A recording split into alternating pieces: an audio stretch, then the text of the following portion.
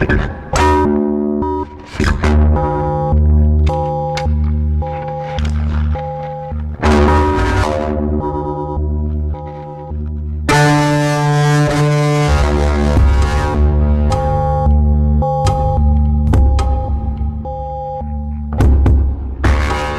Culture, une émission proposée par l'association Maison de la Culture du Havre et présentée par Isabelle Royer.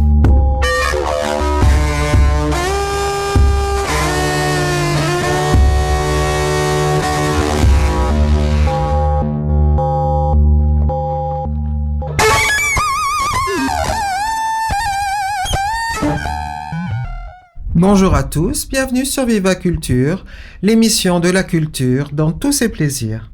Dans notre actualité aujourd'hui, je retiens le livre de Marion Zilliot, publié au PUF, qui s'intitule Face World, le visage au XXIe siècle. En effet, elle s'intéresse au selfie et c'est l'occasion d'une grande réflexion sur le visage. Que donne à voir un visage ? Est-ce une personne ? Est-ce une preuve de narcissisme ? En fait, peut-être nous empêche-t-il de nous voir. Elle réfléchit et se demande si le visage est naturel. Il est toujours fabriqué. En fait, le selfie est peut-être une des nombreuses manières libres de construire notre identité. Peut-être est-ce un cadeau que l'on se fait à soi ou à l'autre, de soi en image fabriquée avec la marque de son artifice. C'était hier ou presque. Bonjour Isabelle. Le 22 avril 2000 est inauguré le centre d'interprétation sur l'histoire des paquebots transocéaniques à Saint-Nazaire. Les amoureux des bateaux et des voyages au long cours peuvent y admirer une importante collection permettant de déambuler dans le temps. Un parcours dans l'histoire qui permet de voyager et rêver. Rappelons pour l'anecdote, le premier paquebot sorti du chantier naval de Saint-Nazaire est l'impératrice Eugénie en 1865. Ouvrons le carnet des naissances avec celle de Vladimir Nabokov, qui est né le 22 avril 1899. On peut dire que c'est un citoyen du monde. Il se présente lui-même en disant « Je suis un écrivain américain né en Russie et formé en Angleterre où j'ai étudié la littérature française avant de passer 15 années en Allemagne. » Nous connaissons tous Lolita, écrit en 1955. Le livre fait scandale et est refusé aux États-Unis et interdit en France avant d'y être autorisé par la justice. Nabokov se caractérise par l'originalité de son style et par ses positions. En outre, une imagination débordante, l'usage de la parodie, de la satire ainsi que des jeux de mots. L'auteur prolifique s'éteint en 1977 et laisse 19 romans, 5 recueils de nouvelles et 4 essais. La philosophie s'enrichit avec la naissance de Emmanuel Kant le 22 avril 1724. Le philosophe allemand, fondateur du criticisme, est l'auteur du triptyque Critique de la raison pure, Critique de la raison pratique et Critique de la faculté de juger entre 1881 et 1790. Nous pourrions dire que pour mieux comprendre le monde qui nous entoure, il faut tout remettre en cause afin de pouvoir argumenter et contre-argumenter. Certains s'accordent à dire qu'il y a un avant et un après Kant, avec des auteurs comme Cohen ou Cassirer qui contribuent au mouvement néo-kantiste. Pour finir cette rubrique des naissances, faisons place à Germaine de Staël, qui est née le 22 avril 1766. Madame de Staël, qui était favorable à la Révolution française et à ses idéaux, adopte une position critique dès 1791 et ses idées d'une monarchie constitutionnelle la font considérer comme une opposante à la Révolution. Elle popularise la littérature allemande et ainsi ouvre la voie au romantisme français. Ses œuvres majeures, dans lesquelles elle représente des femmes victimes des contraintes sociales, sont Delphine en 1802 et Corinne ou l'Italie en 1807. Elle meurt en 1817, laissant inachevées ses considérations sur les principaux événements de la Révolution française, ouvrage posthume publié en 1818. Aujourd'hui, nous célébrons le jour de la Terre. Comme dans 180 autres pays, cet événement mondial est une fête en faveur de la protection environnementale.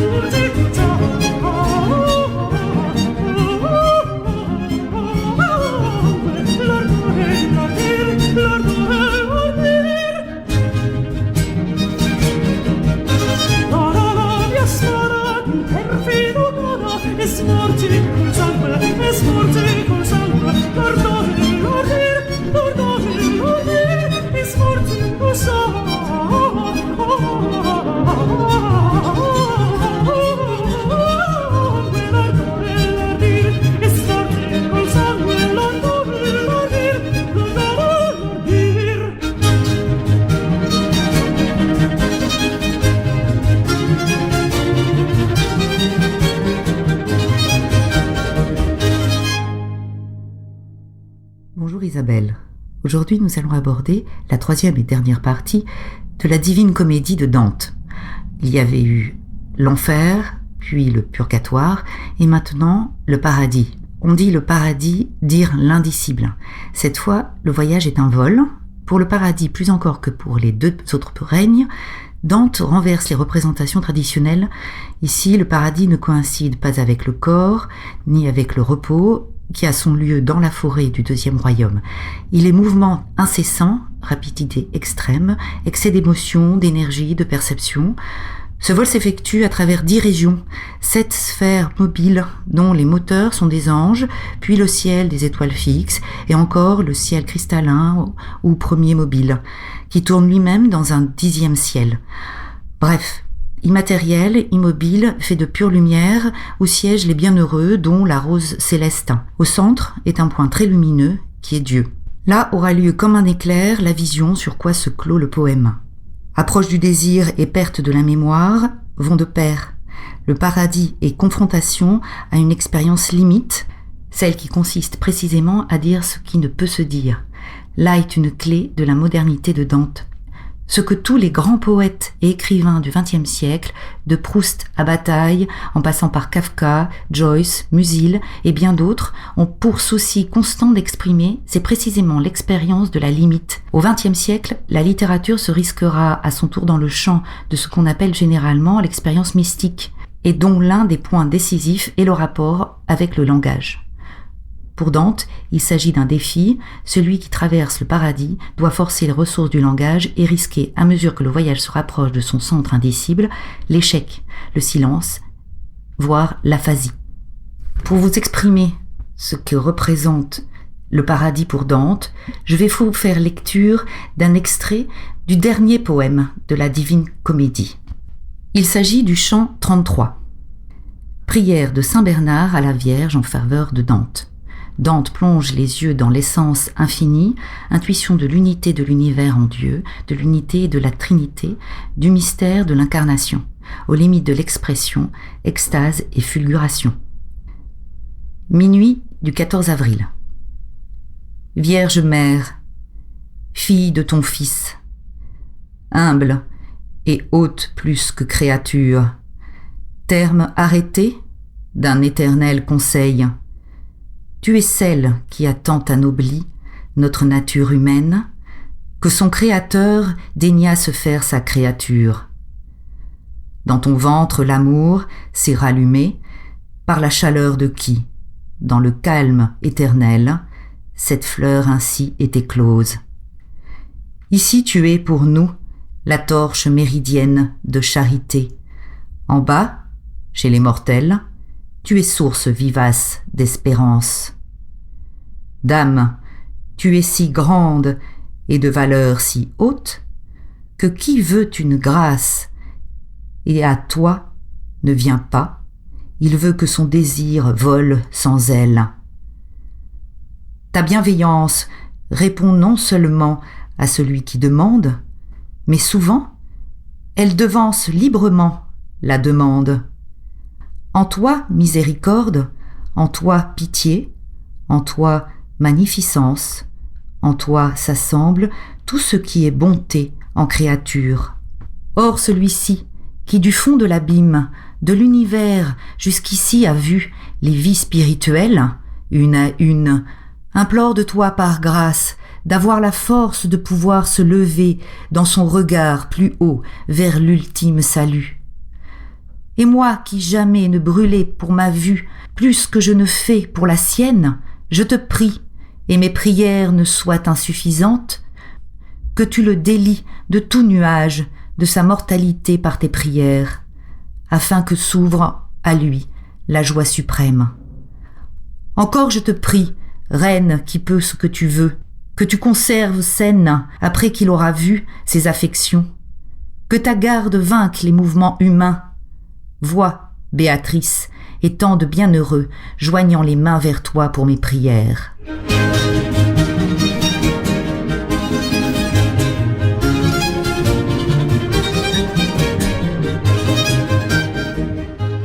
Martine Sabatier, bonjour. Alors, vous avez travaillé pendant longtemps à l'Agence régionale de développement culturel qui s'intitule Le Transfo en région Auvergne. C'est une association art et culture qui a existé de 2006 à 2016. Elle était constituée d'une douzaine de personnes et de manière interdisciplinaire, elle s'occupait de théâtre, de la danse, des arts de la rue, la musique actuelle, les livres et la lecture. Et vous étiez en charge en particulier de la musique classique et contemporaine, de la pratique vocale et chorale. Alors, ce qui m'intéresse dans votre travail, c'est votre rôle vis-à-vis des artistes et vis-à-vis peut-être des publics aussi sur ce territoire, ce qui est un grand territoire, je crois. C'est le territoire de la région Auvergne qui compte donc, rappelez-moi... 4 départements. 4 départements. La Haute-Loire, le Cantal, l'Allier et le Puy-de-Dôme. Voilà. Alors, quel était votre rôle là par rapport aux artistes en musique, donc classique et contemporaine? Parce que je crois qu'en fait, votre rôle était très, très innovateur. Cette association était très innovatrice.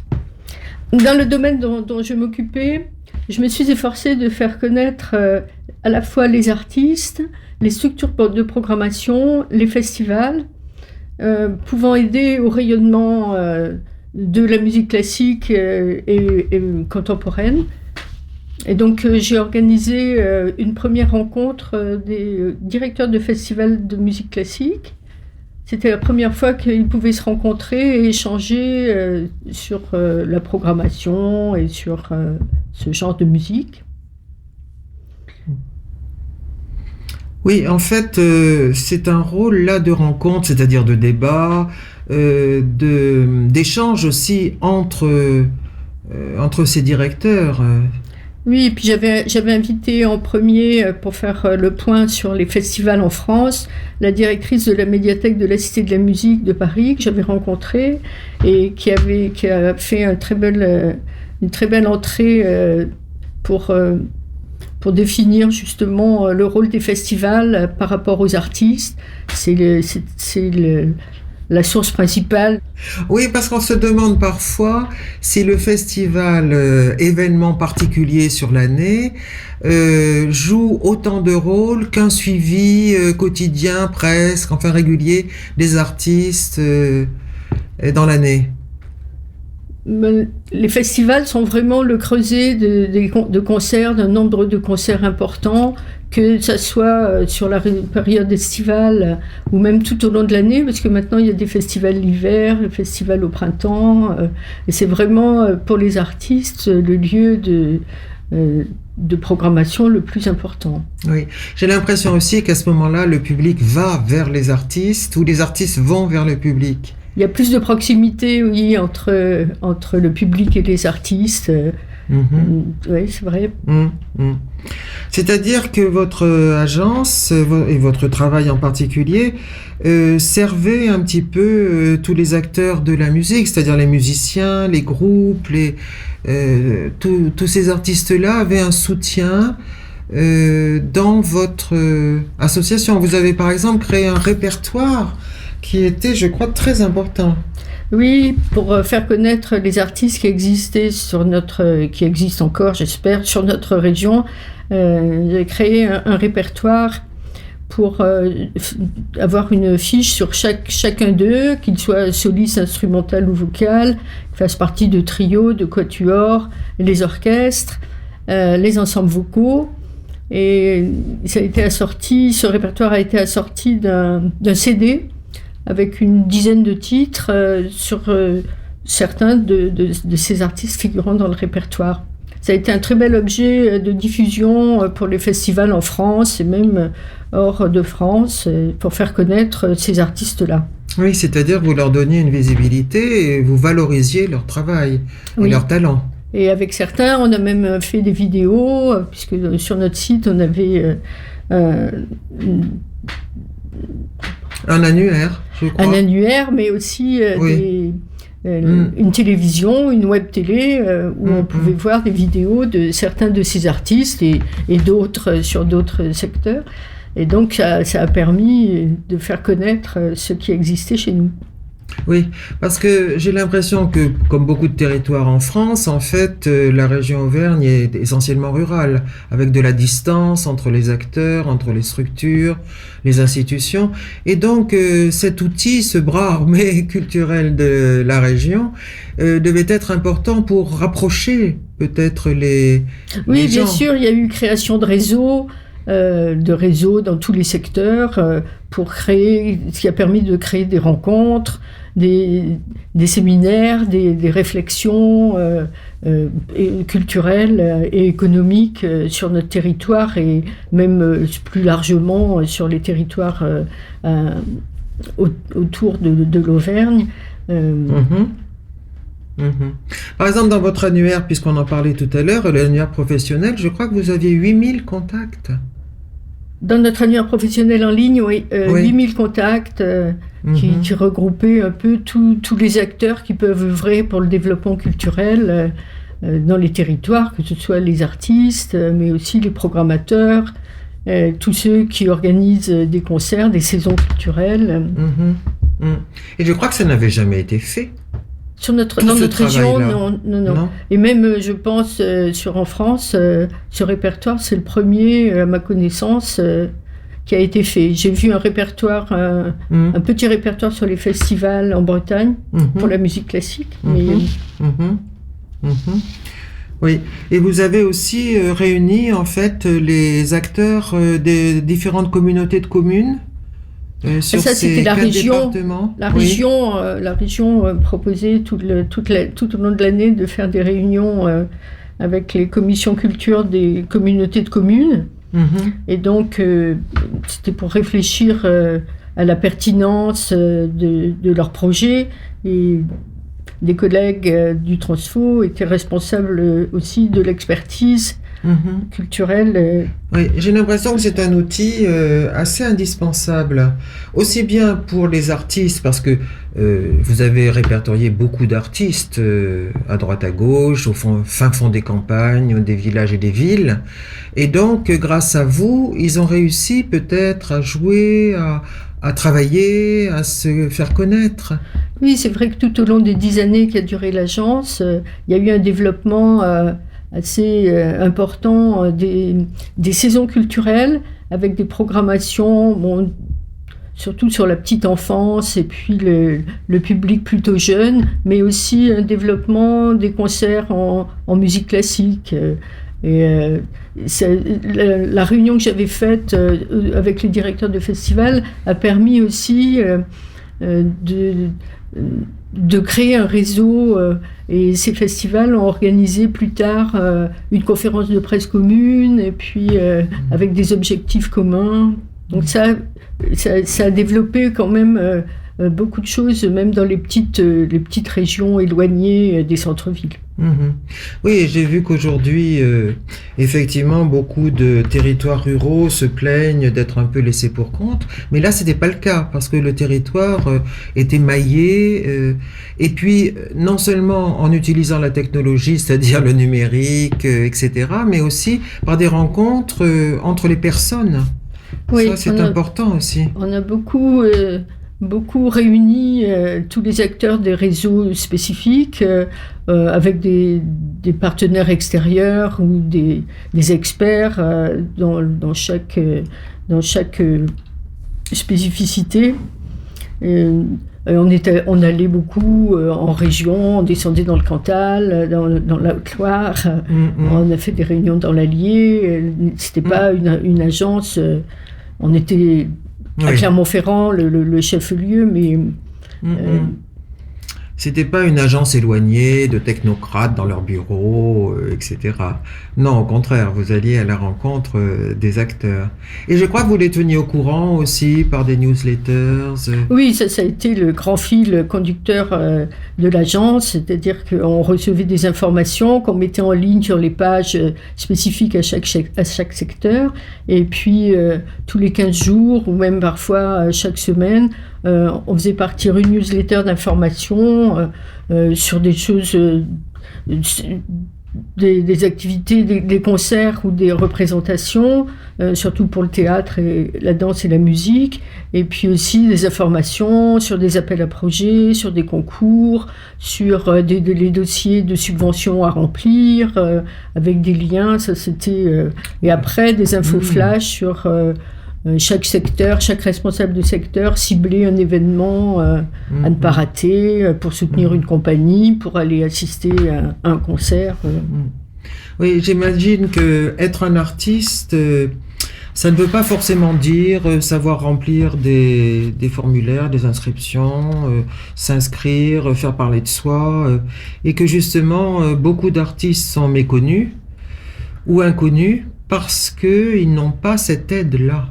Voilà, oui, c'est vrai.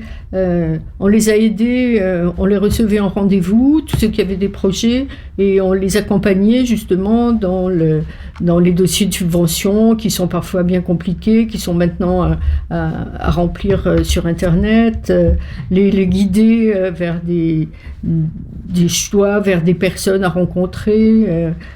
Pour qu'ils complètent leur projet, pour qu'ils puissent aboutir soit à vraiment se réaliser, soit à avoir une subvention de la région ou de l'État ou des municipalités pour entrer dans un projet global. Oui, oui. Et en plus, en fait, vous faisiez aussi des expertises, des compétences peut-être des artistes ou de... Oui, on a participé à des expertises. Oui, parce que tout le monde ne peut pas se dire je suis artiste, je veux faire carrière là-dedans. Il faut peut-être vérifier ou je sais pas. Oui, on recevait, certains de mes collègues recevaient les dossiers de demande pour la région, pour les subventions de la région, par exemple. Fallait les justifier.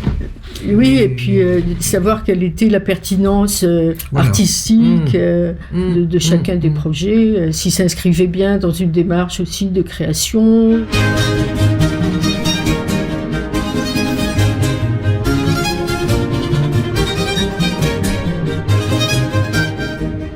La direction régionale des affaires culturelles aussi...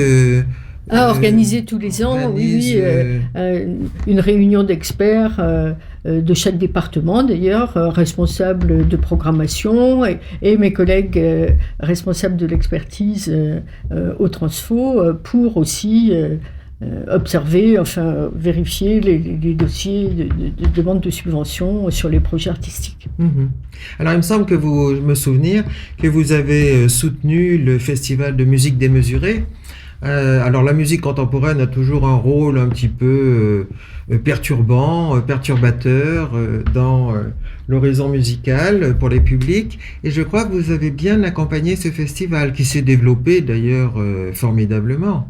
Ouais, c'est un grand festival qui va fêter ses 20 ans l'année prochaine, en 2019, et qui a beaucoup œuvré pour tout ce qui concerne la création musicale, les nouveaux compositeurs, les œuvres d'aujourd'hui.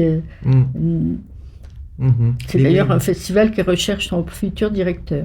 Ah voilà. Ou directrice. Entendu. Oui.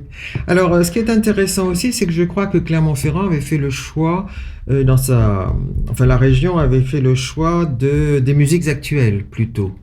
Voilà. Et je crois qu'il y a quelques statistiques qui sont assez amusantes. Le développement des studios, je crois, d'enregistrement. Il y en avait peu il y a 10 ans. Après, ça avait doublé ou triplé, évidemment. Alors que pour le chant choral, c'est beaucoup plus difficile. Moi, j'aimerais beaucoup qu'on se penche un tout petit peu là-dessus, mais très rapidement. Le chant choral regroupe souvent que des amateurs, puisque dans notre région, on n'a pas d'ensemble vocal professionnel. Et on a peu de chefs de chœur professionnels, surtout dans les conservatoires. Et donc les salles de répétition pour ce public d'amateurs éclairés souvent n'a pas eu lieu. Et donc ce sont des chœurs, des ensembles vocaux, des petits groupes, des grands groupes sur un peu tous les genres musicaux, n'ont pas forcément une salle de répétition bien adaptée à la musique acoustique. Donc ils répètent souvent dans des salles bruyantes où chaque bruit de chaise résonne plus que la voix. À l'acoustique déplorable. À l'acoustique déplorable, oui. Tout comme les salles de concert qui sont quand même assez limitées et qui, pour le chant choral acoustique surtout, trouvent... Ça doit expliquer pourquoi le public pense que les chœurs sont associés à des églises, à des cathédrales. Voilà, tout bonnement. Ben oui, parce qu'ils ne trouvent pas l'acoustique qui va à leur genre de musique ailleurs que dans ces édifices. Les salles des fêtes ne sont pas faites pour ça. Les nouvelles salles actuellement essaient de répondre à toutes les acoustiques. Ça reste à prouver. Et pourtant, que de choses magnifiques. Ah, bien sûr, le chant choral, c'est se retrouver pour chanter. Il existe énormément de chœurs de toute taille et de toute esthétique en Auvergne qui continuent de bien... Alors, effectivement, on disait que cette association a vécu pendant 10 ans. Donc, vous n'existez plus depuis 2016.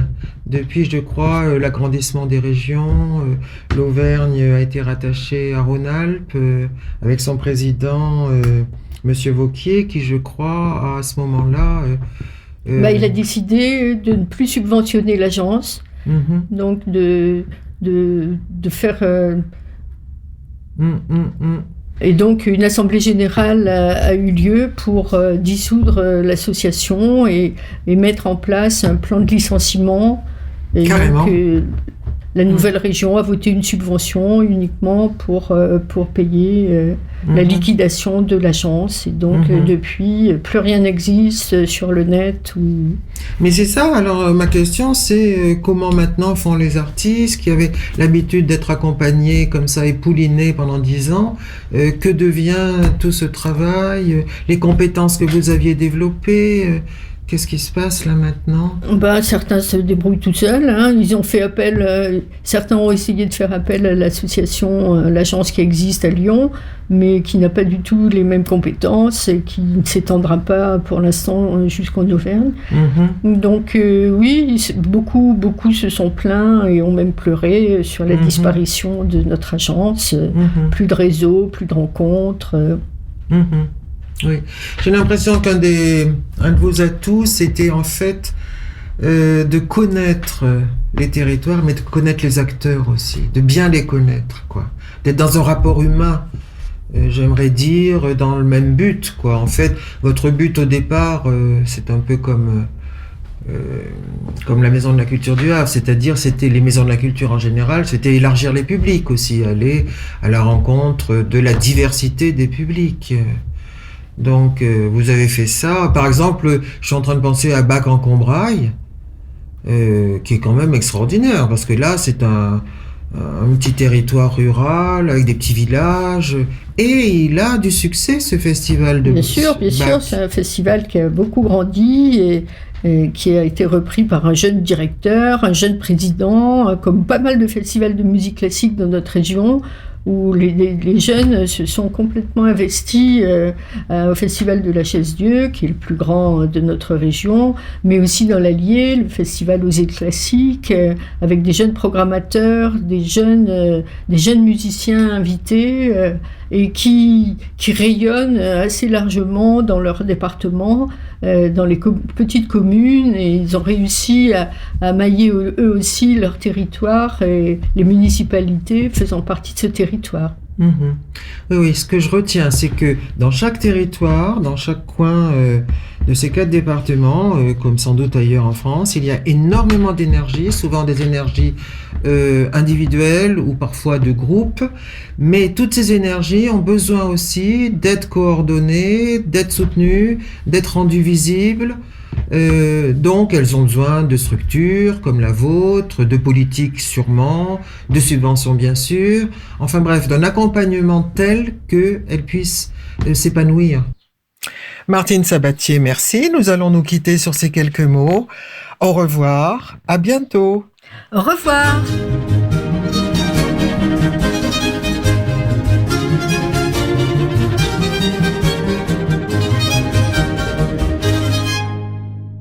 Consultons notre agenda. Alors le 25 avril, nous remarquons sur notre site, dans le cadre du festival Les Yeux ouverts, une lecture de textes de Raymond Queneau par Christine Labourdette après la projection du film Zazie dans le métro au cinéma Le Studio. C'est donc le 25 avril à 11h. Voilà, c'est la fin de cette émission. Bon dimanche, bonne semaine à vous. À bientôt.